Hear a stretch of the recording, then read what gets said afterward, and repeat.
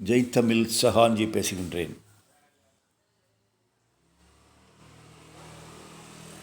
என்னகமே, மனிதன் இறைவனாக உயிர்த்தெழ முடியுமா? முடியும்.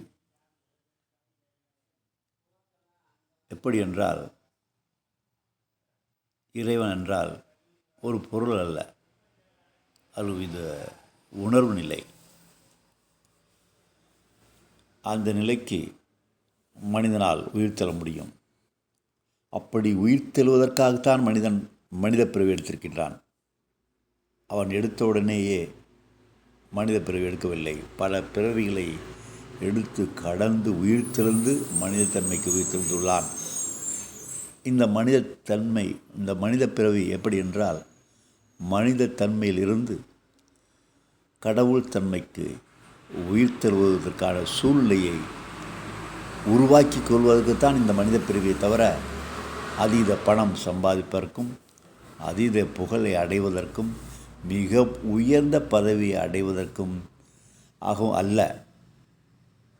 உனக்குள் இருக்க, உனக்குள் உறங்கிக் கொண்டிருக்கும் அந்த இறைத்தன்மை உணர்வை விழித்தெழ செய்து, ஒன்னிலிருந்து ஞானம் பொங்கி எழ வேண்டும்.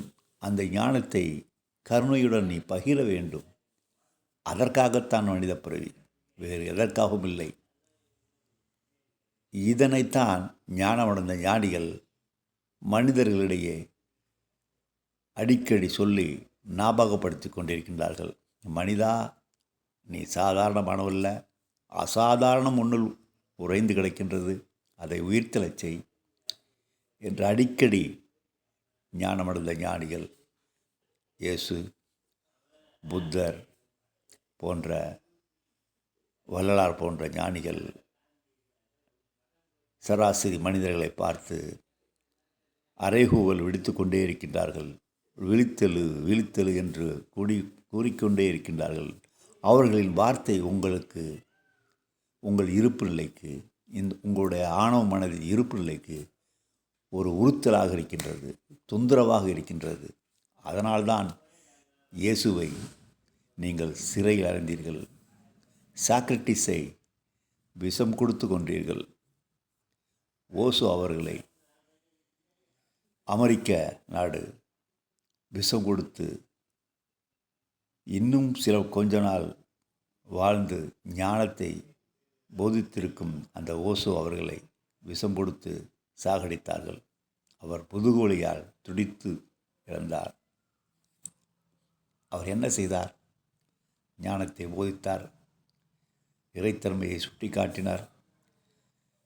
தியானம்தான் இந்த யுகத்திற்கு மிகச்சிறந்த வழி என்று அடிக்கடி பறைசாற்றினார். நீயாக இரு, பி வித் யுவர் செல்ஃப் என்று ஓசோ அவர்கள் அடிக்கடி நமக்கு ஞாபகப்படுத்தி கொண்டே இருந்தார். இந்த ஞாபகப்படுத்துதல் நம்முடைய ஆணவத்தன்மையை கிளறிவிட்டது, மிக உறுத்தலாக இருந்துவிட்டது. ஓசோ அவர்கள் அமெரிக்காவிற்கு சென்று ஒரு ஞான அரசாங்கத்தையே நடத்தினார். அப்பொழுது ஜனாதிபதியாக இருந்த ரீகன் ஓசோ அவர்களின் அந்த ஆன்மீக வளர்ச்சியை, அந்த ஆன்மீக எழுச்சியை அவரால் பொறுத்து கொள்ள முடியவில்லை.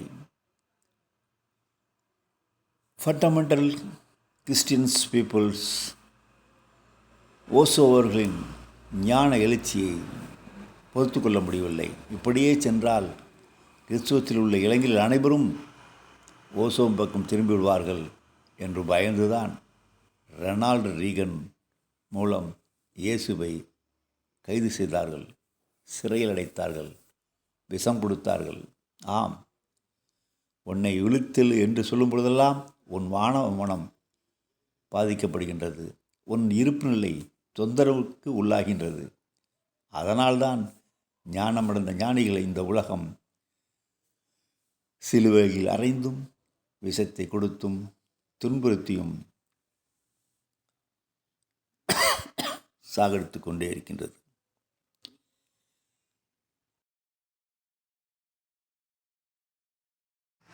உன் ஆணவ மனம் உன் உணர்வு மனம் போல் பேசும். அதை கேட்டு நடந்து சிக்கலில் மாட்டிக்கொள்ளாதே. உன்னுள் சப்தமற்ற சப்தமாக ஒலிக்கும் அந்த இறையின் குரலை எப்படி கண்டுணர முடியும்? உன் மனதின் இரைச்சலை அமைதிப்படுத்து. எப்படி? தியானத்தால். என்னால் அமர்ந்து தியானம் செய்ய முடியவில்லையே. கவலைப்படாதே. போசோ அதற்கும் ஒரு எளிமையான தியான யுக்தியை வழங்கி சென்றுள்ளார். வளைவு நெளிவு தியானம். உன் அன்றாட செயல்களை செய்து கொண்டிருக்கும் பொழுதே நீ தியானிக்கலாம். எப்படி? உன் செயலை கவனித்து அந்த செயலை தொடர்ந்து செய்தால் அது ஒரு வகை தியானம்தான். ஆனால் எடுத்தவுடனேயே உன் பெரிய செயலை கவனித்து அந்த தியானநிலைக்கு செல்வது கடினம்தான். தொடர்ந்து முயற்சி செய். சிறு செயல்களை கவனி. படிப்படியாக பெரிய செயல்களை கவனிக்க ஆரம்பித்து விடுவாய். அடுத்து மனதின் ஓட்டத்தை கவனிக்க ஆரம்பித்து விடுவாய். மனதின் ஓட்டத்தை கவனிக்கும் பொழுது எண்ணத்திற்கிடையே உள்ள இடைவெளி உனக்குள் தென்படும். அதுதான் ஞானத்தின் திறவுகோல். அதுதான் நீ உனக்குள் இருக்கும் ஞான பொக்கிஷத்தை கண்டடைவதற்கான ஒரு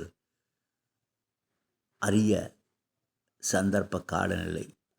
அந்த எண்ணங்களுக்கு இடையே உள்ள இடைவெளியை அதிகப்படுத்து. அந்த இடைவெளியை அதிகப்படுத்த உன்னுள் இறைவன் உள்ளுணர்வாய் பேசுவதை நீ கேட்க ஆரம்பித்து விடுவாய். அதன்படி கேட்டு நட. அந்த இறையின் குரலை, அந்த சப்தத்தின் சப்தத்தை, அந்த உள்ளுணர்வின் குரலை கேட்டு நடப்பதுதான் காய்ந்த சருகாய் மிதந்து இருப்பதற்கு சமம். காய்ந்த சருகாய் மிதந்திருந்தாலே கடவுள் தன்மையில் கலந்திடலாமே. எவ்வளவு எளிமையான வழி ஒன்றுள்ளது. இன்னொரு யுக்தியை சொல்லட்டுமா? உன்னால் தியானிக்க முடியவென்றால் எந்த நிலையிலும் உன்னால் எளிமையாக தியானிக்கும் வழி ஒன்றுள்ளது. எப்படி என்றால் சாட்சி பார்வை பார்ப்பது. ஒரு சந்தை கடையிலும் எல்லாவித சப்தத்தையும் எல்லாவித உணர்வு நிலைகளையும் அமைதியாக உள்வாங்குவது, ஏற்கும் தன்மையுடன் இருப்பது. இந்த பயிற்சியை நீ செய்து வந்தால் நீ எளிதாக மனித தன்மையிலிருந்து தெய்வீக தன்மைக்கு, கடவுள் தன்மைக்கு உயிர் தெளிந்து விடுவாய். இவ்வளவு எளிமையான ஆன்மீக பாதை நமக்கு முன் வாழ்ந்த ஞானமடைந்த ஞானிகள் கொடுத்து சென்றுள்ளார்கள். அதனை பயன்படுத்துவோம். ஆணவ மனதை அப்புறப்படுத்துவோம். தேவைப்படும் மட்டும் ஆணவ மனதை பயன்படுத்துவோம். மற்ற நேரங்களில் காய்ந்த சிறுகாய் மிதந்திருப்பது போல் உன் உள்ளுணர்வின் குரல் கேட்டு இந்த வாழ்க்கையை எதிர்கொள். அதுதான் நீ கடவுள் தன்மையை எளிதாக உணர்வதற்கான ஒரு எளிமையான வழி. நான் என் ஞானப்பாதையை அப்படித்தான் வழி வகை செய்து கொண்டேன். குருமார்கள் என்னை தேடி வந்தார்கள். ஞான புத்தகங்கள் என்னை தேடி வந்தன. அனைத்தையும் உள்வாங்கினேன். என்னுள் இருக்கும் அந்த இறைத்தன்மையை உணர்ந்தேன். இப்பொழுது பகிர்கின்றேன்.